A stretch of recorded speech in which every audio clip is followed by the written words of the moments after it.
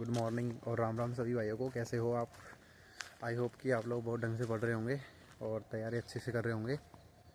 Maths को लेके बहुत सारे डाउट हैं आप लोगों के कि भाई मैथ कहाँ से पढ़े। इतनी ठंड में बाहर आया हूँ तुमसे बात करने के लिए यार। कोई नहीं, खैर ये तो मेरा काम भी है, जताना नहीं चाहिए मुझे, लेकिन फिर भी अब तुमको एक चीज़ बताता हूँ मैं। तुम मैथ को लेकर डर रहे हो ना बहुत ज़्यादा कि मैथ कहाँ से पढ़े, और मतलब बता दो कुछ मैथ का। देखो, मैं पहले तुमको दो सच बताता हूँ, उसके बाद मैथ की बात करेंगे आगे, ठीक है। बात की एक बात इतनी सी है कि मैं तुमसे झूठ नहीं बोल सकता। मुझे झूठ बोलना आता है, ऐसी बात नहीं है मुझे झूठ बोलना नहीं आता, मैं बोल सकता हूँ, लेकिन मैं तुमसे नहीं बोलूँगा। इतना बड़ा हुआ हूँ झूठ बोल के हुआ हूँ, ऐसी बात नहीं है। 100% सच कोई नहीं होता भाई, ठीक है ना। लेकिन तुमसे झूठ नहीं बोलेंगे। मैथ का मुझे इतना ज्ञान नहीं है। बात तो क्लियर है यार। मैंने मेरे पिछले वीडियो में तुमको बता रखा है कि भाई देख, मेरी मैथ में 80 में से 8 नंबर थे। मैं तो बस पास ही हुआ था 10th में।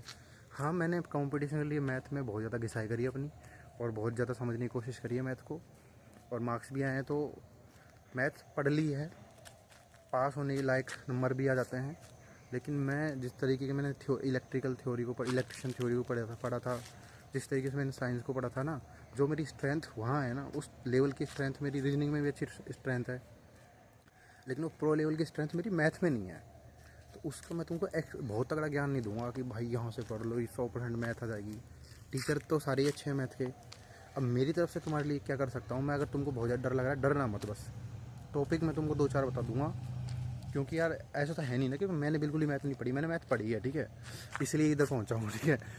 लेकिन क्या है कि मेरे को ऐसा नहीं होता कि कोई मुझे एडवांस मैथ का कोई टफ क्वेश्चन दे देगा और करके दिखा तेरे को मैथ आती है, तो भाई देखो वो हालत इतनी तगड़ी नहीं है मेरी, ठीक है।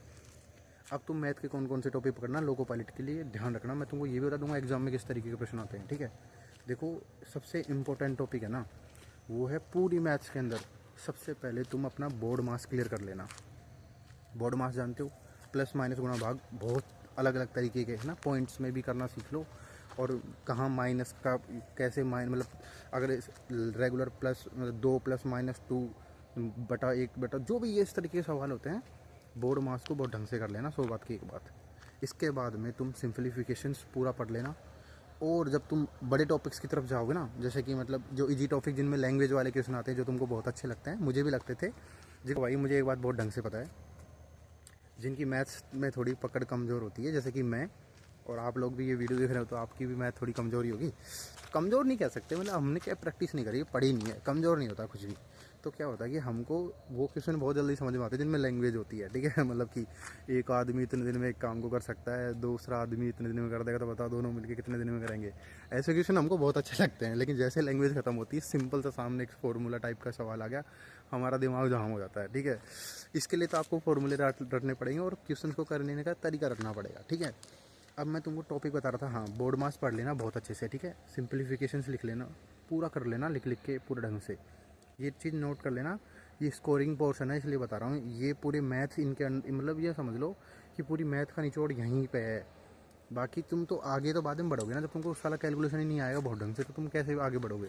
सॉरी, मतलब थोड़ा साला निकल गया मुँह में से, लेकिन फ्लो में निकला है वो तुम्हारे, ऐसा तुमको नहीं दे रहा, ठीक है। तो ऐसा है, एक है परसेंटेज। परसेंटेज को इतना ढंग से करना, परसेंटेज लगभग पूरी मैथ्स में काम आएगी। आपका मैथ का एक भी टॉपिक नहीं है जहाँ पे परसेंटेज का यूज़ नहीं होगा। परसेंटेज जैसे कि पॉइंट को परसेंटेज में बदलना, परसेंटेज को बटे में बदलना, किसी जैसे 525 है उसका 10% कितना होगा, 1% कितना होगा, ये ना। और तुमको ये बताऊँ, सारे टीचर्स अच्छे हैं मैथ्स के परसेंटेज का, लेकिन तुम मेरे मैन कहने से ना एक बार परसेंटेज, आदित्य रंजन सर का परसेंटेज वाला चैप्टर खोलना, यूट्यूब पे भी मिल जाएगा वो तो। अगर तुमने कोर्स वोर्स नहीं लेना तो कोई टेंशन नहीं है, यूट्यूब पे percentage by Aditya Ranjan sir search करना। उन्होंने परसेंटेज को बहुत ढंग से समझा रखा है। मैं सारे ऐसे टीचर सारे अच्छे हैं, लेकिन तुम परसेंटेज स्पेशली है ना, जो उन्हें एक बार उनसे पढ़ के देखना, बहुत सिंपल तरीके से, बहुत ऐसे मतलब आपको समझ में आएगा। और नहीं समझ में आया छोड़ देना, कोई दूसरा टीचर देख लेना, साहिल सर देखना, वो भी बेसिक से पढ़ाते हैं। हाँ, लेकिन परसेंटेज यार, ट्रेनिंग सेंटर में ये ट्रेन इंजन ये सबसे तो मुलाकात आदत डालनी पड़ेगी मुझे, है ना, बीच बीच में आते हैं। तुम परसेंटेज को बहुत ढंग से कर लेना, ध्यान रखना। परसेंटेज के बाद में अर्थमेटिक के जितने टॉपिक है ना, प्रॉफिट लॉस हो गया, लाभ हानि वाला, और इसके अलावा वो ट्रेन वाला टॉपिक हो गया, एज वाला हो गया, ये टॉपिक से क्वेश्चन आते हैं। अर्थमेटिक मतलब जिसको कहते हैं अपना जो तुमको लैंग्वेज वाले किसी मिलते हैं उनसे ही सबसे ज़्यादा प्रश्न पूछते हैं। अगर तुम्हारा डर है ना कि एडवांस मैथ नहीं आती, मुझे ट्रिग्नोमेट्री नहीं आती, मेरे को ज्योमेट्री नहीं आती, तो भाई उनसे 3-4 प्रश्न आएंगे अब तक जो आए हैं हमारे पास। और एक चीज़ और, प्री और मेंस का सिलेबस भी अलग नहीं है। तुमको ऐसा लग रहा है प्री में मैथ्स कैसी आएगी, मेंस में लेवल कितना आएगा, कुछ नहीं रहेगा, 1% नहीं बढ़ेगा लेवल, वो को वो लेवल है। ये सब डराने वाली बातें हैं कि मेंस की लेवल आए हाय हाय, कुछ भी नहीं है यार, सेम लेवल आएगा। मैथ होती है, तुम एक बार मैथ्स को वो जो टॉपिक चैप्टर पढ़ रहे हो उसको पूरा कर लो, उसके बाद में तुम बैंक का तो खैर नहीं मत बैंक का तो लेवल अलग है। उसके बाद में तो एसएससी का कोई भी प्री एग्जाम दोगे, इसका एनटीपीसी दोगे, कोई भी दोगे ना, तो ये तुम निकाल दोगे, लिख के दे रहा हूँ मैं तुमको, ठीक है। तो अर्थमेटिक को बहुत ढंग से पढ़ना। मैं इसके अलावा तुमसे बहुत ज़्यादा नहीं कह सकता क्योंकि मेरे को मैथ का इतना बहुत तगड़ा अंदर का डीप का नॉलेज नहीं है। लेकिन जो मेरा एक्सपीरियंस रहा है इन एग्ज़ाम्स को दे के, फेल भी हुआ हूँ पिछले एग्ज़ाम्स में, ऐसी बात नहीं है। तो उन रीजन्स को जब मैंने निकाला ना कि भाई मैं फ़ेल क्यों हो रहा हूँ, तो पता लगा कि जो स्कोरिंग पोर्शन है ना अर्थमेटिक, वहीं पे मैं फंस रहा हूँ, तो फिर उनको निकालते हैं भाई। तो इस तरीके से मैथ्स के हर टॉपिक में ना 4-5 टाइप के प्रश्न होते हैं, ठीक है। तुम उन 4-5 टाइप के प्रश्नों में से एक टाइप के 5-10 प्रश्न लिख लिए, सोल्व कर लिए, फिर एक टाइप के 5-10 ऐसे करके 4-5 टाइप के जो भी टॉपिक हैं उनको कर लेना। अगर तुम किसी ऐसे सर से पढ़ रहे हो ना जिनमें मतलब वो बहुत हाई लेवल लेके जा रहे हैं और मतलब पीक लेवल को पढ़ा रहे हैं, वो यार इसलिए पढ़ाते हैं क्योंकि उनके वहाँ पे एसएससी सीजीएल के बच्चे बैठते हैं, वो जो बच्चे सीडीएस के एग्ज़ाम भी देते हैं और वो फिर एनडीए वगैरह का बहुत आगे तक का जाते हैं वो लड़के। तो तुम इतना डरना मत, तुमको ऐसा लगना कि यार ये लेवल हाई हो रहा है तो छोड़ देना, इतना अपने इतना हाई लेवल नहीं आएगा, ठीक है। लोको पायलट में इतने तगड़े, और रेलवे में मैंने तो इतना प्रो लेवल का मैथ्स देखा नहीं है, नॉर्मल बेसिक मैथ आता है। और अर्थमेटिक अगर आएगा तो तुमको ढंग से, अगर जो अर्थमेटिक के क्वेश्चन आएंगे ना तुमको तो बहुत ढंग से समझ में आएंगे। तुम उन चीज़ के लिए मत डरना कि यार अर्थमेटिक कितना हाई आएगा। यार एक आदमी एक काम को इतने दिन में कर रहा है, दूसरा आदमी इतने दिन में कर रहा है, ठीक है। अब वो बोलेगा कि तीसरा आदमी शामिल हो जाता है, तो बताओ इतने दिन बाद आगे शामिल हो जाएगा। तो या तो इन पूछ लेगा तीनों मिलकर कितने दिन में काम खत्म कर देंगे, या फिर ऐसे बोल देंगे कि तीसरा आदमी जो है कितना मतलब अकेला करेगा तो कितने दिनों बाद में आगे काम करेगा। ऐसे प्रश्न आएंगे यार, तुम ये तो कर सकते हो ना, ये तुम पढ़ोगे तो तुम अपने आप हो जाएंगे।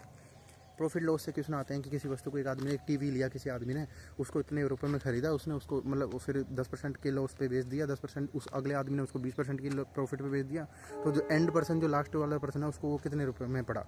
तो ऐसे प्रश्न आएंगे ना, तुम करो तो सही होएगा। टेस्ट लगाओ और इजी इजी टॉपिक के टेस्ट लगाओ। तुम ऐसे, तुम एक चीज़ और बताऊँ, तुमको डर लग रहा है ना मैथ से, तो तुम थोड़े आसान आसान प्रश्न करो, पहले आसान टॉपिक कर लो, ताकि तुम्हारा कोई टॉपिक तो क्लियर 100% होगा ना, कि ये टॉपिक से तो प्रश्न आएगा, इसको तो मैं 100% कर ही दूंगा। इस तरीके से करो। इसके अलावा मेरे पास एक्स्ट्रा बोलने के लिए कुछ भी नहीं है मैथ्स में भाई। मैं तुमको जितना समझ में आया हो उसके लिए थैंक यू, और नहीं समझ में आया तो मेरा वीडियो छोड़ना। किसी ढंग के जो मैथ्स के बारे में बहुत अच्छा ज्ञान दे सकते हैं सर, तो देख टीचर लोग तो खैर बहुत महान है ही, लेकिन तुम क्या मेरे से जुड़े हुए हो और तुम लोग मुझसे पूछना चाह रहे हो भाई, तुम तो कुछ बता नहीं रहे मैथ के बारे में। तो मैं क्या, कभी कभी तो मेरा वीडियो बनाने के, इस मैथ्स के ऊपर वीडियो इसलिए नहीं बनाता कि यार मेरे को खुद को इतना भयंकर नॉलेज नहीं है मैथ्स का। तो मैं सोचता हूँ यार मैं क्या झूठ बोलूँगा तुम्हारे पास आके, फिर एक्स्ट्रा ज्ञान दूंगा कि भाई यहाँ से पढ़ लेना और इस तरीके से करना, मैथ हो जाएगी, तो फिर वो तुम्हारे साथ चीटिंग होगी, फिर मैं अपने आप को माफ़ नहीं कर पाऊँगा कभी भी यार। तो मैंने तो चैनल की शुरुआत इस तरीके से करी है, तो तुम पढ़ाओ अच्छे से, जो टीचर तुमको अच्छा लगता है वहाँ से पढ़ो और दबा के पढ़ो। 100 बात की एक बात, कहीं से डरने की आवश्यकता नहीं है। और किसी भी तरीके का भय अपने अंदर मत लाना मैथ को लेके कि भाई मैथ मुझे नहीं आती, मेरा तो होगा ही नहीं। तुम करोगे तो सब कुछ हो जाएगा। मैथ के टॉपिक मैंने तुमको बता दिया, इसके साथ में तैयारी अपनी अच्छे से करो और दिल से मेहनत करो, ठीक है। दबा के पढ़ो यार, होएगा, ठीक है। ये डर अपने अंदर मत लाना। ये जो सिलेबस का भंडारा है ना दिमाग में, भाई इतना बड़ा सिलेबस है, इसको अपने सोचने का नज़रिया बदलो और अपने माइंड को इतना बड़ा ले जाओ और बोलो कि इतना बड़ा है भाई, मैं कर लूँगा, कितना भी बड़ा हो। ऐसा इंसान से बड़ा कुछ भी नहीं है, ठीक है। अपन 2015-16 में, अगर 2015 से पहले बैठ के कभी सोचा था क्या कि एक फ़ोन निकालेंगे और कैब बुक करेंगे और सामने से कार आ जाएगी, फ़ोन निकालेंगे, क्लिक करेंगे, खाना आ जाएगा।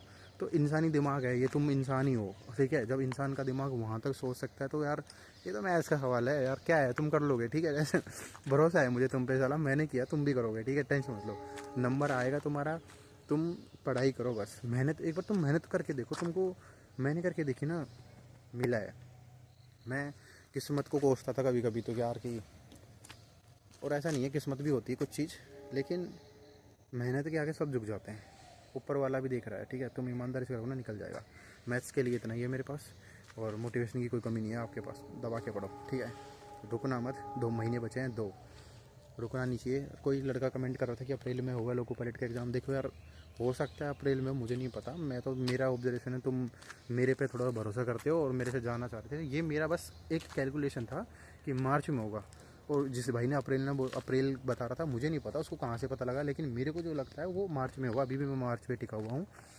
हो सकता है फेब के एंड में, लेकिन ऐसा नहीं है कि मैंने कह दिया मार्च में होगा फिर तुम आके बोलो अरे भाई तुमने तो बोला था मार्च में हो रहा है, ये तो अब हो रहा है। तो ऐसा हो सकता है, लेकिन मेरा ऑब्जर्वेशन ये है, मान के चलना 2 महीने के टाइम में पढ़ो अच्छे से, ठीक है। और पूरा वीडियो ख़त्म कर दिया है मैंने, लेकिन यार मैथ्स के बारे में एक बात बताना भूल गया आप लोगों को। नोट्स ज़रूर से ज़रूर बना लेना भाई। नोट्स बिना क्या कि एग्ज़ाम टाइम पे रिवीजन नहीं कर पाओगे और प्रैक्टिस सेट नहीं लगा पाओगे टाइप के प्रश्न के, ठीक है। मतलब अगर टाइम है तो, नहीं है तो फिर तुम प्रैक्टिस लगाते रहो। टाइम है अपने पास तो नोट्स बना लेना भाई, टॉपिक वाइज पढ़ते जाना।